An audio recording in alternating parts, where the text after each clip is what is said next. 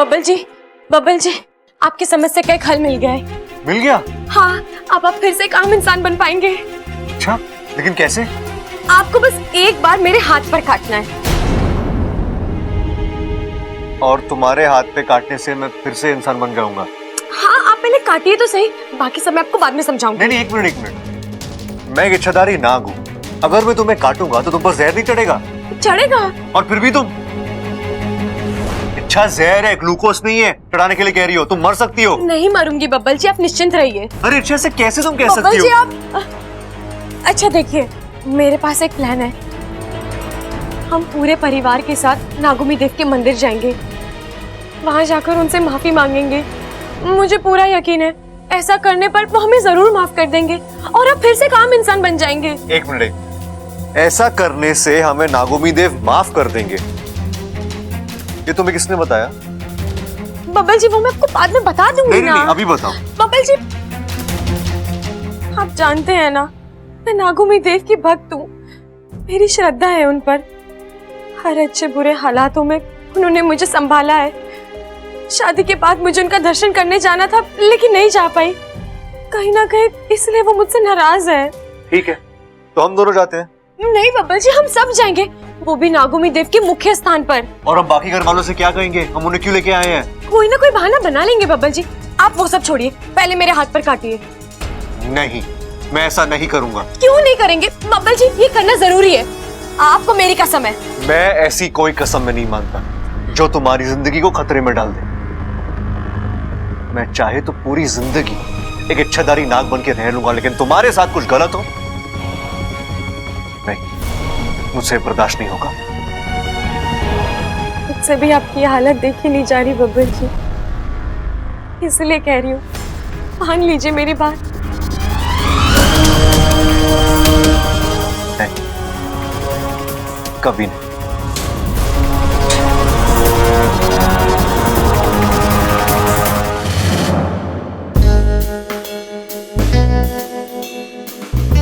खामोखा अम्मा के पीछे पड़ा था।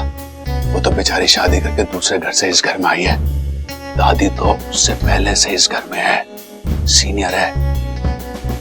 ये नागिन हुई तो चेक करता हूं।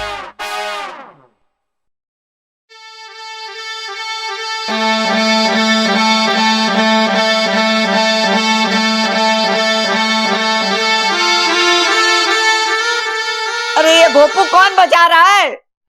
असर हो रहा है प्रबल, असर हो रहा है। तू इधर आ। अरे मेरे कानों पे अत्याचार क्यों कर रहा है तू? अत्याचार ना दादी, जांच कर रहा हूँ, जांच। जांच? कैसी जांच? अरे दादी, मैं ये देख रहा हूँ कि इस बीन की आवाज पे तुझ पे कोई असर होता है या नहीं। मेरा मतलब है कहीं तू वो इच्छाधारी नागिन तो ना है जो दादी को नागिन बोल रहा है? शर्म नहीं आती तुझे? तो दादी बस एक बार चेक करने दे, मुझे तसल्ली हो जाएगी कि तू नागिन है या नहीं। दादी थप्पड़ मारने से पहले पूरी बात तो सुन ले। बोल, क्या बोलना चाहता है तू? बोल। ना दादी, आज ना, कल बताऊंगा, कल।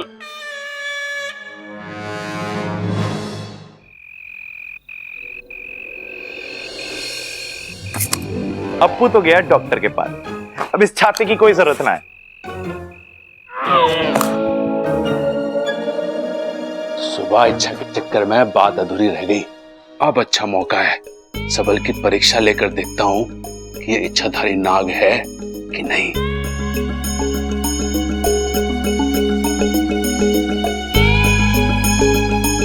छोटे, मैंने तेरे लिए एक नया घर खरीदा है। घर? मेरे लिए अलग से? भाई, आप अगर मुझसे नाराज हो तो मुझे सीधा सीधा मुंह पे बोलो ना। इस तरह से मुझे घर से निकालने की क्या जरूरत है? अरे नाना छोटे, ऐसी बात ना है, तेरी सहूलियत के लिए एक घर खरीदा है। मेरी सहूलियत? अरे मुझे तो कोई तकलीफ ही नहीं है यहाँ पे। मैं तो आप सबके साथ बहुत खुश हूँ। ना, मैं आप सबको छोड़ के अलग घर में नहीं जाऊंगा। अरे नाना छोटे, मैं तुझे हम सबसे अलग थोड़ी ना कर सकता हूँ।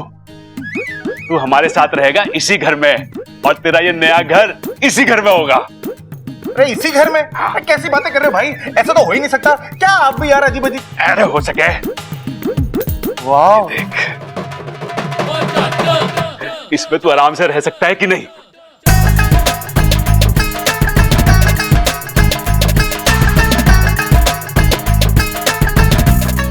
चंदन भाई, चंदन की खुशबू ही तो मेरी कमजोरी है। तुझे पसंद आ रहा है ये घर? छोटे, अब एक काम कर, तू इसमें बैठ जा और चिंता मत कर, मैं ये बात किसी से नहीं कहूंगा। क्या नहीं बताओगे? अरे यही कि तू दो दो रूप ले सकता है। थैंक यू भाई, आप अपनी आंखें बंद कर लो, मैं अपने नए घर में चला जाता हूँ, ठीक है? हाँ, आंखें बंद करो करो करो करो। अब खोलो। छोटे, अरे छोटे, कहाँ है तू छोटे?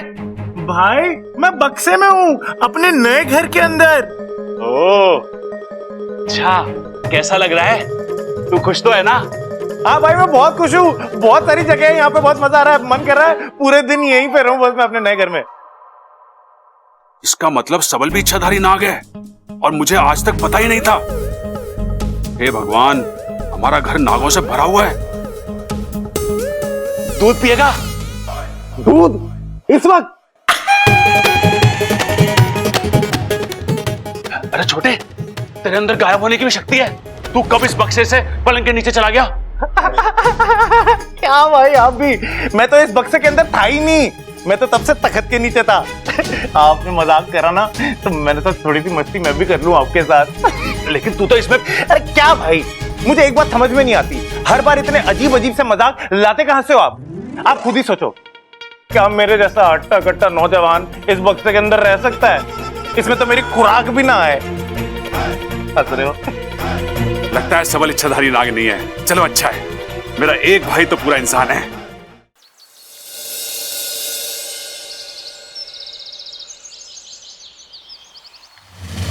चल जल्दी कर वाकू, मेरे पास ज्यादा वक्त नहीं है। अपना सबसे तेज जहर इस दूध में छोड़ दे। एक बार फिर सोच लो इच्छा, अब तुम्हारे पास तुम्हारी शक्तियां नहीं है, तुम अब एक आम इंसान हो, इतना तेज जहर तुम कैसे? प्यार में बहुत ताकत होती है वाकू, जहर तो क्या, मौत भी उसके सामने दम तोड़ सकती है। तू चिंता मत कर वाकू, मुझे कुछ नहीं होगा। चल अब ज्यादा सोच मत, अपना जहर इसमें छोड़ दे। मैं ये जहर पी लूंगी तो घर वाले मुझे बचाने के लिए कुछ भी करने को तैयार हो जाएंगे।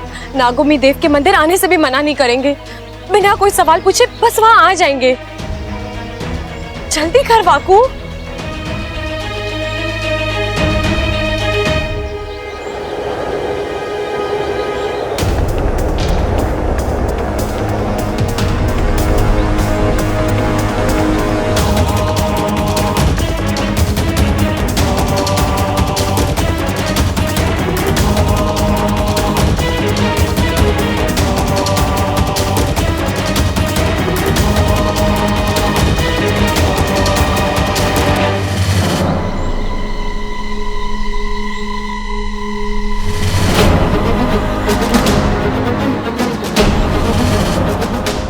तुम ठीक हो?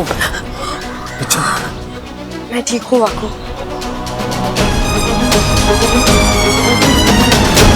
धड़क, तेरा कुश्ती का मुकाबला कैसा रहा? कैसा क्या रहा, मैं जीता। 102 किलो के पहलवान को पछाड़ा मैंने।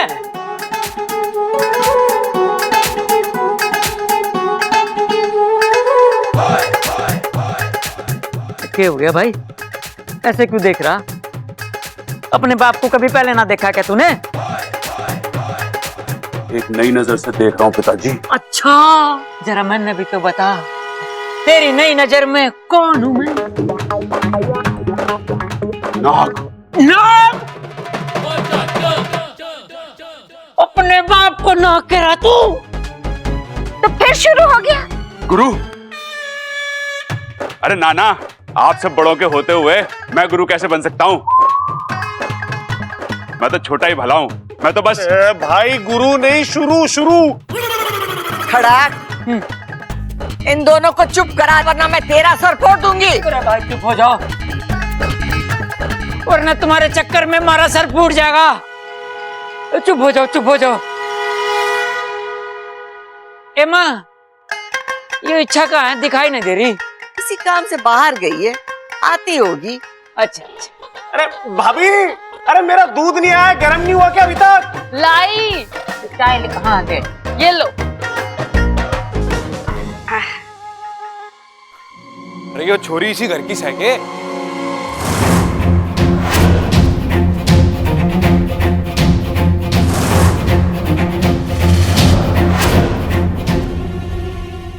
इच्छा इच्छा इच्छा इच्छा, क्या हुआ तुम्हें? तुम ठीक तो हो? भाई साहब इसे हुआ क्या?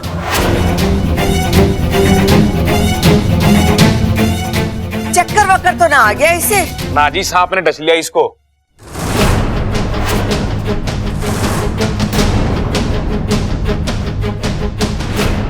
सांप ने?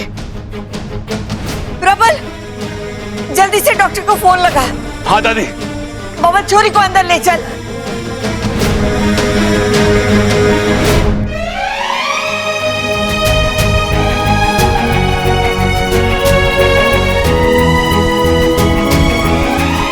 छोरा, जो तूने हमारी छोरी के साथ किया, उसका धन्यवाद करने के लिए हमारे पास तो शब्द ही ना है। अरे नाजी ना, इसकी कोई जरूरत ना है, बस आप लड़की का ध्यान रखना। चलता हूं मैं, नमस्ते।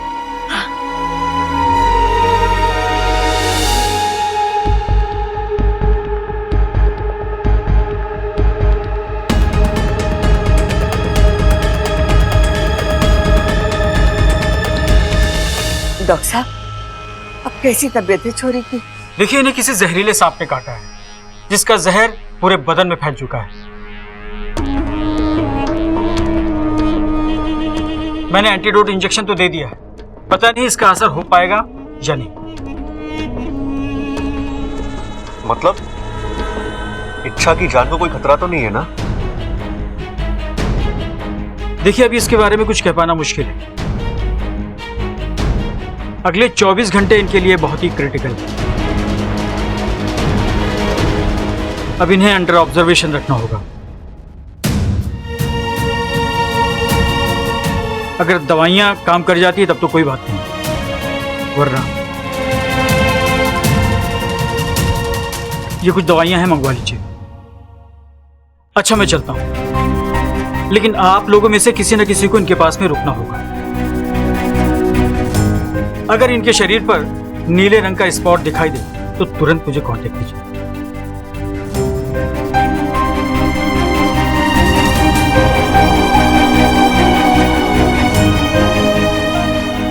सबल, ये दवाई लानी है सबल। हाँ चल चल। डॉक्टर साहब, ऐसी कोई दवा ना है जिसको देने से जिस्म का पूरा जहर निकल जाए और इच्छा बच जाए। देखिए, इसीलिए मैंने उनका ब्लड सैंपल ले लिया है, जिसे लैब में भेजकर तुरंत रिपोर्ट मंगवा लेता हूँ, जिससे हमें ये पता चल जाएगा कि किस किस्म का जहर है और कौन सी दवाई देना है। आप कुछ भी करिए डॉक्टर साहब, मेरी बहू को अच्छा कर दीजिए। देखिए, आप फिक्र मत कीजिए, मैं अपनी ओर से पूरी कोशिश करूंगा और आई होप कि वो बिल्कुल ठीक हो जाए।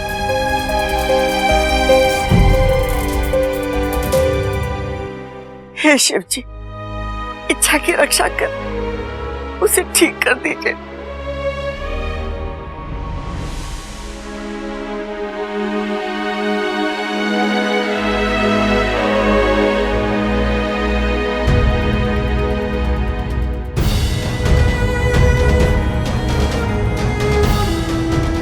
कर ली अपनी मनमानी। हमेशा ऐसी करती हो तुम, हमेशा मेरे लिए अपनी जिंदगी खतरे में डाल देती हो। तुम जरा भी नहीं सोचती कि मेरा क्या होगा? हाँ, इच्छा, अगर तुम्हें कुछ हो गया ना तो तुम नहीं जानती, मैं जी नहीं पाऊंगा। इच्छा, ऐसे कैसे नहीं जी पाएंगे? आप एक आम इंसान की जिंदगी जी पाए, तभी तो ये जद्दोजहद की है मैंने। आप जानते हैं, मैं आपको तकलीफ में नहीं देख सकती। अब तुम्हारी हालत देखकर मुझे बहुत खुशी हो रही है ना? आप खामखा परेशान हो रहे हैं बबल जी। माना कि मैंने अपनी जिंदगी खतरे में डाली है, लेकिन मैं इस खतरे से बाहर निकलना भी जानती हूँ, तभी तो ये किया है मैंने। बब्बर जी, मैं अपने आप को कुछ होने नहीं दूंगी, क्योंकि मुझे अपनी पूरी जिंदगी आपके साथ बितानी है। वो तो हम जरूर बिताएंगे। अच्छा, मैं तुम्हें कुछ नहीं होने दूंगा। बताओ मुझे, वो मंदिर का है, मैं तुम्हें ले चलता हूँ। सिर्फ मुझे नहीं बब्बर जी, पूरे परिवार को ले जाना होगा। आप पहले सबको मना लीजिए, फिर मैं आपको मंदिर का रास्ता बताती हूँ। ठीक है।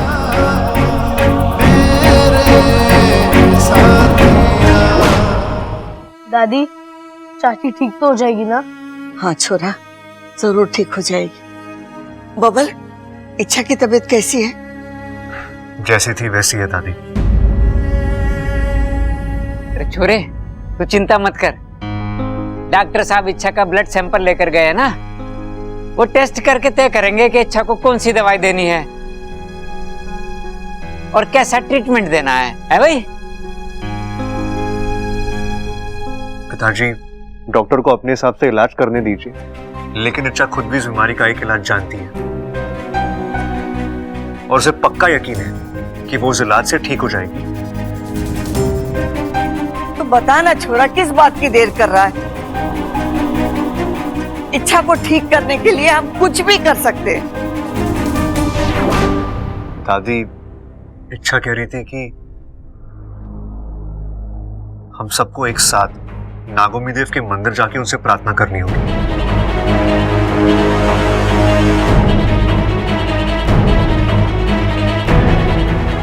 उनसे माफी मांगनी होगी कि अगर अनजाने में हमसे कोई गलती हुई है तो वो हमें माफ कर दे, और ऐसा करने से नागोमी देव इच्छा को ठीक कर देंगे।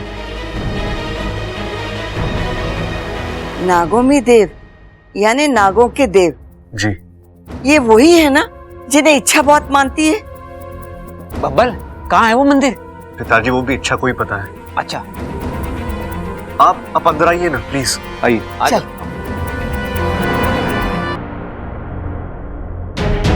इच्छा, इच्छा,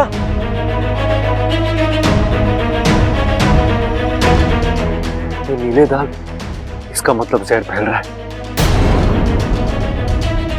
दादी, इच्छा की हालत बिगड़ रही है।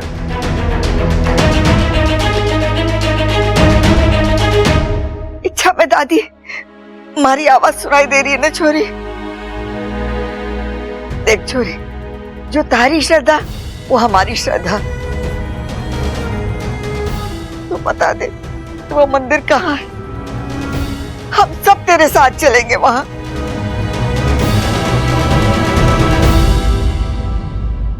दादी, दादी, वो मंदिर नागिस्तान में है।